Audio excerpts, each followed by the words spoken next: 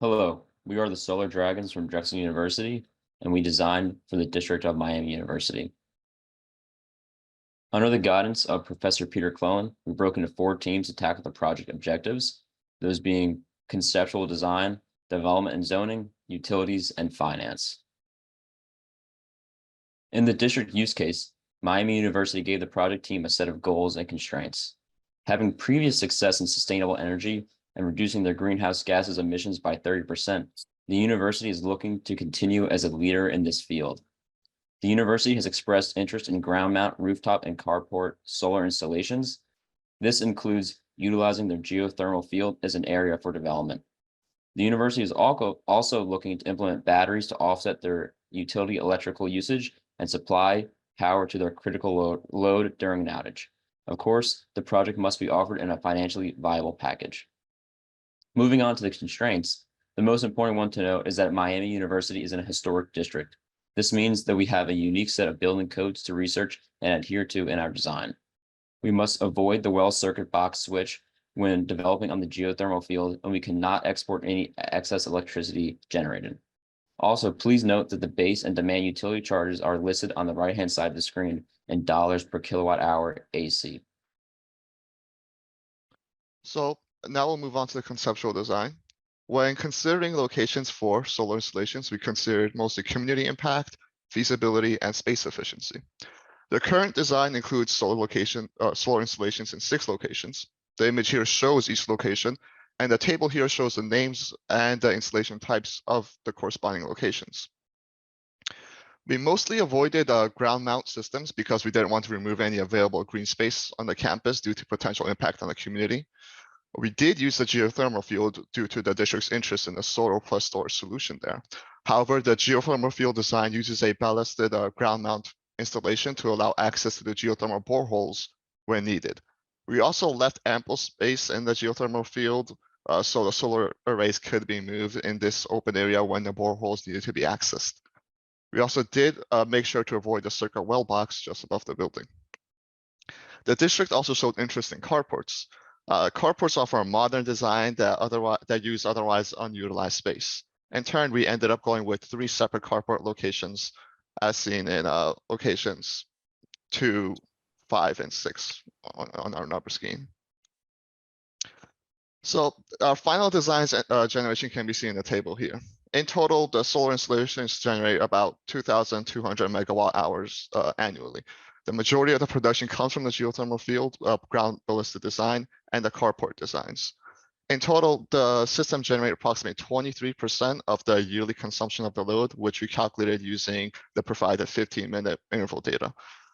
There are 4,110 solar panels totaling a size of 1.767 megawatts.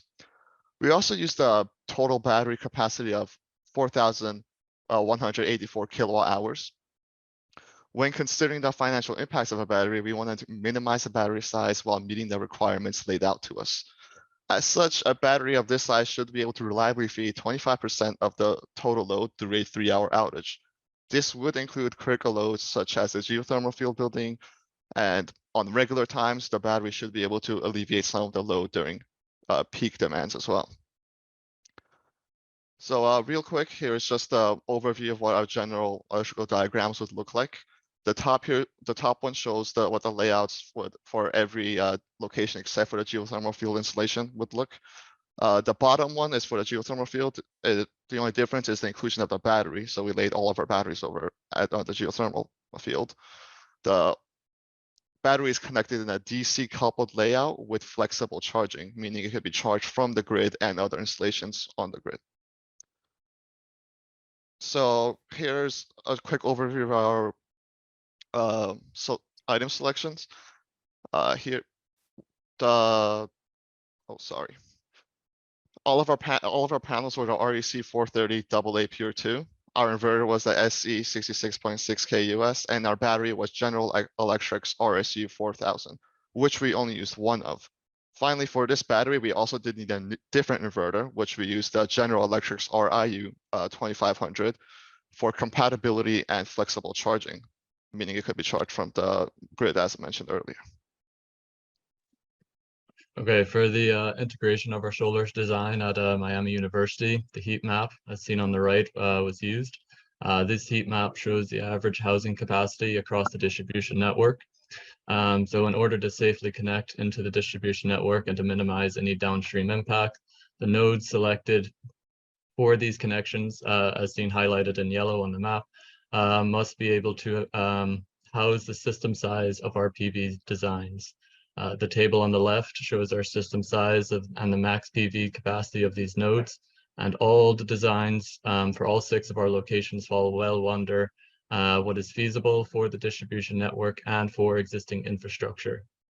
The addition of the battery in the geothermal field is also beneficial to the distribution system as it helps keep electricity flow and voltage fluctuations down. Moving to the financial highlights. Inputs to the financial model from the design can be seen on the right of the screen. The project is delivered as a PPA package with an IRR of 7.87% and costs just over 11 cents per kilowatt hour AC. This comes with a PPA price escalator of 2.5%. The project sale price is just over $4 million and includes the price of an $850,000 battery. The team was faced between choosing a more financially friendly battery and a more efficient battery. Despite the increased cost, the team chose to implement the more efficient battery as if we felt it better met the goals of the university. The project reaches a net present value of 0 between 10 and 11 years. This is when the project breaks even, meaning that profit is generated for the remaining half of the 20-year PPA.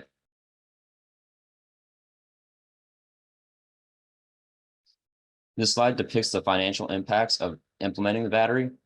On the top is our current PPA package, which was just described with an IRR of 7.87% and a price of $4 million. On the bottom is the same PPA, so with the same PPA price of just over 11 cents per kilowatt hour, but with the battery included. The price drops by roughly $1 million, and the IRR increases to 10.06%. Ultimately, this shows that implementing the battery increases costs and lowers the profit margins, but we feel ultimately meets the needs of the university more. We conducted a savings analysis. The top table shows the savings analysis conducted by weighing the base utility charge, the demand utility charge, and our PPA price. This shows that the project would save the university just under $550,000 a year. The table below depicts a scenario where the university only pays the base utility charge for an entire year. In this case, they would ultimately lose about $200,000 a year. The final table shows a scenario where the university only pays the demand utility charge for an entire year, where they would save about $1.3 million per year. Both of those two scenarios are unlikely. However, it highlights that the university will save the most money during high energy demands. The emphasis on demand savings coupled with the implementation of a battery to offset utility charges shows that our project gains more value when the university uses more electricity. So in terms of the development plan, Miami University falls within the City of Oxford, Ohio zoning ordinance. So this means that the entirety of the campus is located within the Western Historic District, meaning special permitting is going to be required to go forward and alter any of the buildings within this zone. Since Miami University is the owner of the land, they're in control of any development that occurs here, and all the potential locations for the project are going to have parcel numbers either H410013800003 or 07, depending on which one it is. When we were designing the system, the main code that the group was concerned with and had to be aware of was the Ohio Building Code, as well as anything else that was found in the Oxford Codified Ordinance. Important regulations that might be found in the codified ordinance range from blocking pre-existing pathways to anything regarding rooftop and fire safety. Additionally, any relevant permits that we had to take into consideration for the project can be seen in the chart on the right. The certificate of appropriateness is important to note because without gaining approval for this permit, we can't make any modifications to any of the buildings like we mentioned earlier, since they're in the historic district. Here's an estimated timeline for the construction of the project. Construction was separated mainly into 3 phases, with those 3 being pre-construction, construction, and then post-construction. Ideally, we believe the project can be completed within a total of 9 months, but if any delays or setbacks occur, an additional 2 months of buffer time were being given to the timetable to add to about 11 months total. Phase 1 is where all the estimating and bidding takes place. It's when all the research, the land assessment, permit assembling, sequencing materials occurs. This phase could potentially last longer than 3 months, depending on the speed of the contractors, the owners, how quickly everybody communicates and organizes. But generally, we don't expect it to take longer than 4 months. Phase 2 is where all of the actual construction takes place. This is where all the solar panels and the batteries are going to be installed at all the necessary locations, and any needed groundwork such as excavation or concrete, asphalt, paving, any of that stuff is going to be done during this phase. This phase also has potential to see delays, such as anything depending on the weather. This is all outside, so weather is going to be very dependent upon, as well as any availability for both manpower and materials. And then phase 3 can start once all the installation and construction has been completed. All the panels and batteries are going to have to be connected to the pre-existing system, and everything's going to have to be tested and inspected accordingly. If the system is working as intended, the general contractor can start and complete their punch list and then eventually turn it back over to the university.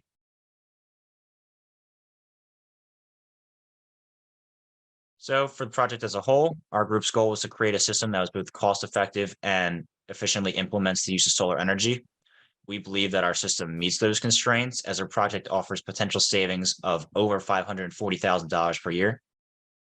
The project was completed in an attempt to start a new movement of solar energy for students about to enter their careers, as well as any of the universities across the country. It's our hope that these universities will see the competition and get inspired by all the work everybody has put into this and potentially get involved into solar energy for themselves. Thank you for listening to the presentation. We're ready for questions.